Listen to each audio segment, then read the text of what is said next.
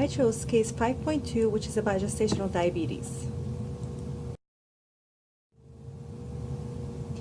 Elizabeth is a 36-year-old woman with a normal BMI of 23.5 kilograms per meter squared. She had an oral glucose tolerance test. Once she received her results, she was advised to follow a low-carb diet, no sugar, and to keep weight gain low. At 39 weeks, she delivered a large baby.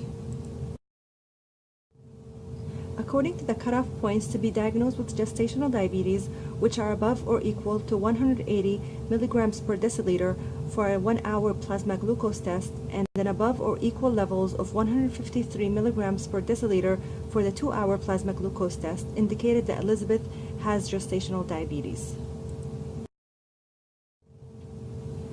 Because Elizabeth developed gestational diabetes, she most likely entered pregnancy already being insulin resistant, or she was predisposed to insulin resistance.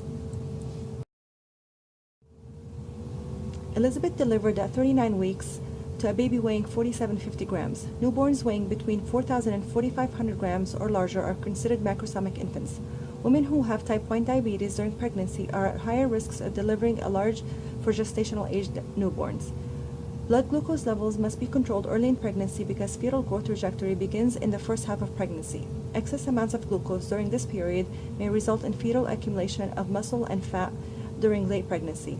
Had Elizabeth received prenatal care early in her pregnancy between 24 and 28 weeks, she might have had different results, and her blood glucose levels might have been under control and could have been at a decreased risk of delivering a large baby. The problem with the dietary advice Elizabeth received was to consume no sugar, low carbohydrates, and to keep weight gain low.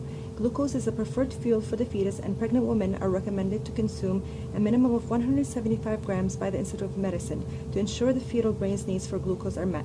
She was told to keep her weight gain low, which requires caloric intake reduction. This causes the fat to break down to be used for energy needs, and low-carb diets can lead to an increase in blood ketone levels. Excess blood ketone concentration has been associated with decreased mental development in 2-year-olds. To eliminate this problem, it's recommended that pregnant women of normal weight status, like Elizabeth, to gain between 30 to 35 pounds. Appropriate dietary advice for women with gestational diabetes include consuming whole grain breads and cereals, fruits and vegetables, and high-fiber foods.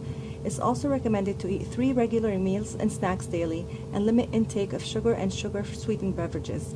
Calories should be spread throughout the day, where 10 to 20% should be for breakfast, 20 to 30% for lunch, and 30 to 40% for dinner, as well as 30% for snacks.